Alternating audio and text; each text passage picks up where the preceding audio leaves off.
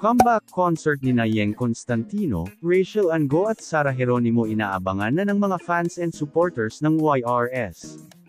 Hello mga ka-popsters, ang aming channel ay nag-a-upload ng mga latest, trending at iba pang updates tungkol kay Sarah Geronimo.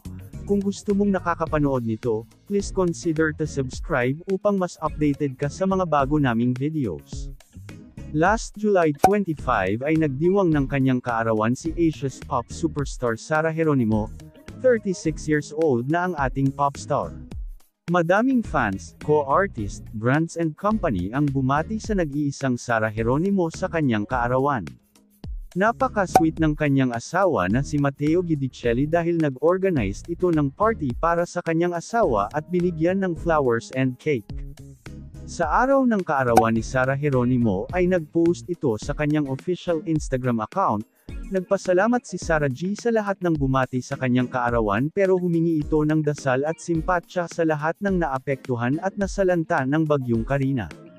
At ayon sa kanya ay ipagdarasal aniya ang lahat ng mamayang Pilipino na naapektuhan ng bagyong Karina.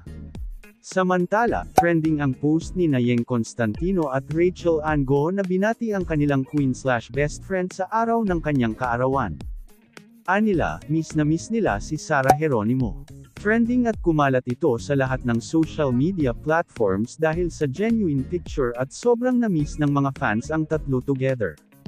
Dahil dito madaming fans at supporters ng YRS ang naglabasan at nag-ingay sa comment section. Ayon sa isang fans, miss na namin kayo together, sana magkaroon kayo ng comeback concert together. Dagdag pa ng iba, balik na kayo sa asap natin para kumpleto na ang araw namin linggo-linggo, YRS we miss you. Ano masasabi nyo dito mga ka-popsters? Please hit the like button, share and please consider to subscribe our official YouTube channel para updated ka sa mga latest news tungkol kay Sarah Geronimo.